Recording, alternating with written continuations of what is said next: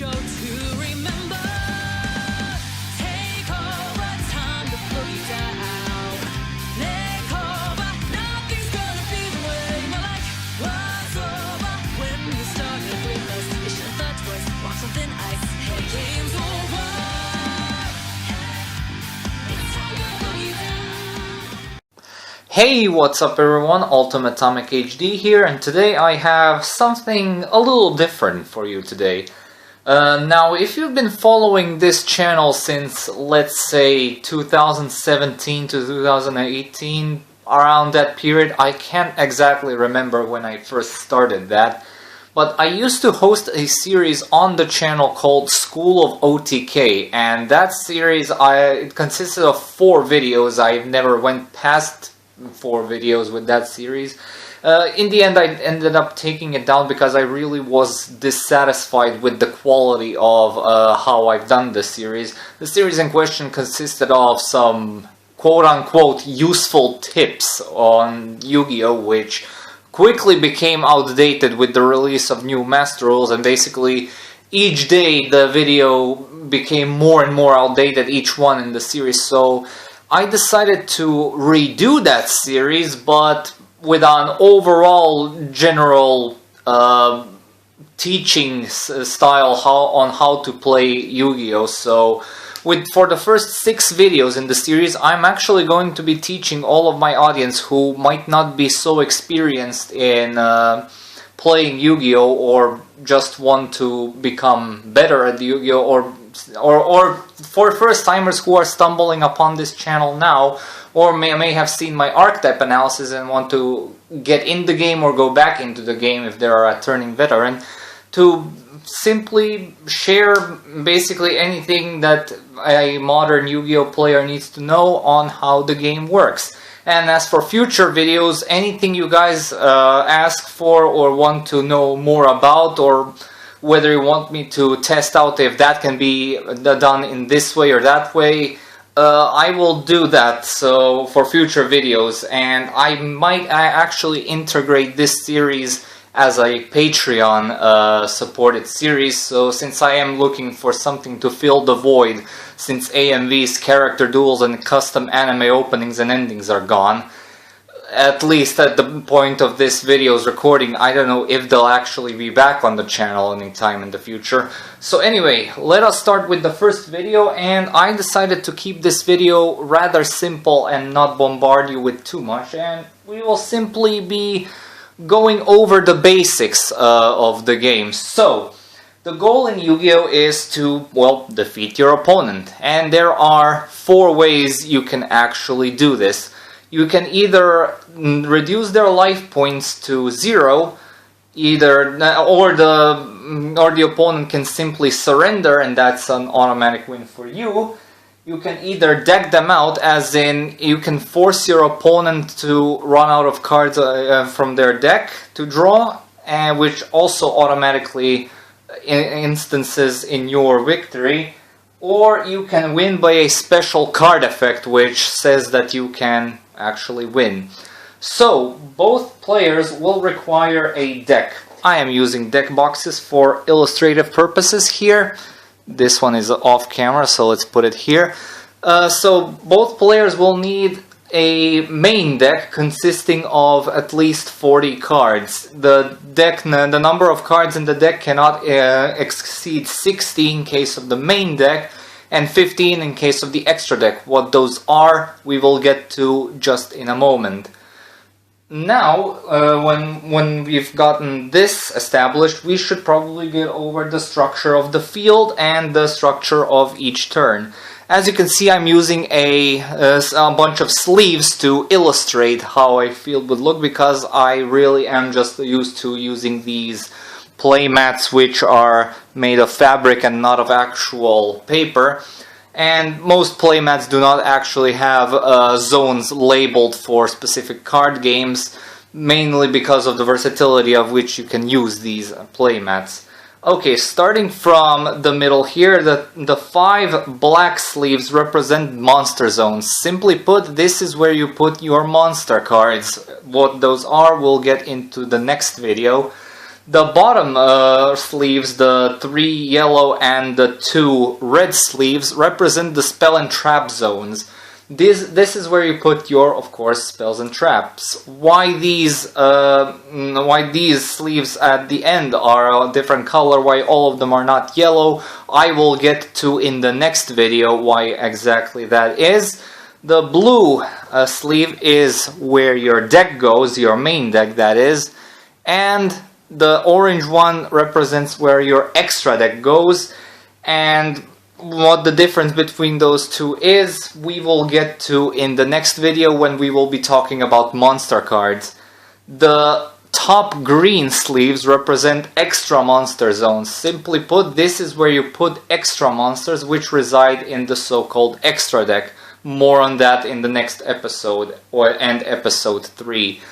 And you can only control one extra deck monster in the extra monster zone normally. There are ways you can control both extra monster zones, and we will get to that when we get to part 3 of this whole tutorial. But normally, once you use up an extra monster zone, it can be any of these two, the opponent automatically gets ownership of the second one, unless the specific scenario which I described, I would talk about in episode 3 comes up. There's only one way. There's only one extra monster zone that you can control. Now the gray zone here, the gray sleeve represents the graveyard. Simply put, this is where all the cards that you have used go. For example, if you have activated a spell and this effect was resolved, it simply goes into the graveyard. If a monster has been destroyed or sent there or discarded from your hand, this is the zone where the monster goes. Post-production update. I've actually noticed that I forgot to talk about one field zone on the Yugioh field. Well, it's not exactly a field zone because it is never labeled even in the official Yugioh playmats that you get with structure decks and all. And that is the Banished Zone. It usually is either above or beside the Graveyard Zone. And the Banished Zone is the zone where you basically banish your cards from play due to card effects, or your opponent does so you have a harder time accessing those cards when you want to retrieve them later in the duel.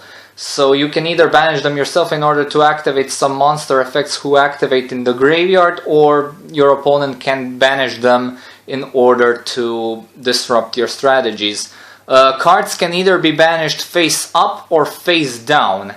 And the difference between that is cards that are banished face up are much easier to retrieve than cards who are banished face down, because I think there are only a handful of cards which can fetch cards which have been banished face down, and I personally can only think of one, and I think it's Cyframe Lord Omega is like the only card I know that can fetch cards that have been banished face down. Now, why this is important to note, because when cards are sent to the graveyard, that is also something I forgot to mention, cards that are sent to the graveyard must always remain face up, which is considered a public knowledge in Yu-Gi-Oh! So, yeah, I just wanted to insert that into the middle of the video somewhere, presumably after I am done with talking about the graveyard, because this is a very crucial part of the game and I didn't want to go into the second video explaining this little bit and further prolonging its duration. So anyway, back to the regularly scheduled tutorial video, as you could say. And lastly, the white sleeve here represents a field zone. This is a zone which hosts special kinds of spell cards, which we will describe in episode 4. So that is pretty much when it comes to the structure of the field. Now it's time to determine the turn structure and how basically players decide who goes first or not. Going first is determined by playing rock, paper, scissors. Whoever wins at rock, paper, scissors decides who goes first. Now, in this current meta state, at the time of recording this video, it is more popular to go second, believe it or not. But I always kind of liked going first, although I can slightly see now the benefits of going second. The older and wiser I become, and once you start the game, each player draws 5 cards. And in this current master rule, usually at the start of each turn, the player whose turn it is draws an additional card. Each player draws 5 cards, and then the turn player gets another additional card each turn. So in the old ages of Yu-Gi-Oh, you would simply start with 6 cards because of this. But due to recent master rule changes, it has been changed that the player who goes first does not get this extra 1 card at the start of their first turn. Starting from the second turn, you get to draw that extra card at the start of each turn, and that is primarily the reason why players prefer going second in this day and age when playing this game. And the turn structure usually goes like this. Well, usually, I say usually, but it always goes like this. The turn is divided into several phases. You have the draw phase, in which, of course, you draw that card at the start of your turn, only applying from the second turn and onward. And then we have the standby phase, which is only there to be resolved when you need to resolve some card effects that require the standby phase to work, or are built around the standby phase. So anyway, the standby phase is usually skipped over if there is nothing to if there is no cards or effects that need the standby phase to be active. And by skipping the standby phase or resolving it, we go to the third phase, which is probably the biggest phase in Yu-Gi-Oh!, which is the main phase. This is where you get to summon your monsters, play your spells or traps, and basically prepare for the next phase, which will be battle phase, which is simply where you do battle with your opponent's monsters, or if they have no monsters at all, you attack them directly. We'll get more into battling in future videos, so I will just leave it at that for now. After the battle phase, and the phase that arrives is the so-called main phase 2. And we have the main phase 1, which goes after the standby phase, is the first main phase, and the main phase 2 is the one that goes after the battle phase. They are the exact same thing and function the exact same way, but they are divided into main phase 1 and 2 because there are some cards and effects which specifically work or do not work during certain phases. So, for example, there is a synchro monster called Leo, the defender of the sacred tree, which has the effect that it cannot be targeted by card effects except during main phase 2. So these are the kinds of effects why the main phase 2 actually exists. Or if it is the first turn of the duel, which in which you are not allowed to attack, with the rulings say that whoever goes first is not allowed to attack on their first turn, then both the battle phase and the main phase 2 will automatically be skipped, and we will be moving on to the last phase of the duel, which is the end phase. And there's really not much to explain here. Simply put, your turn ends and the opponent's turn starts. The end phase is kind of like a standby phase where it doesn't actually mean anything in the duel unless you get some cards or effects which you can only activate, or whose effects can only resolve during the end phase.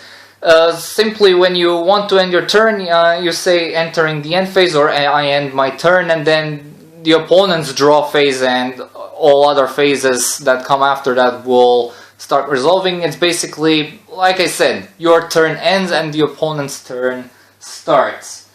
And that is pretty much it when it comes to these basics. All the other stuff that I could explain would basically segue into talking about the actual types of cards you can find in this game, and we will be taking a look at those starting from the next episode, as we will be taking a look at monster cards. Now, I will be splitting the monsters into 2 separate videos because monsters are just so numerous that I simply cannot cover all of the stuff that stuff and forms that monsters come in without over bloating you with information. So I really wanted to keep this video very simple in terms of what you can do and what actually goes on in a single Yu-Gi-Oh duel.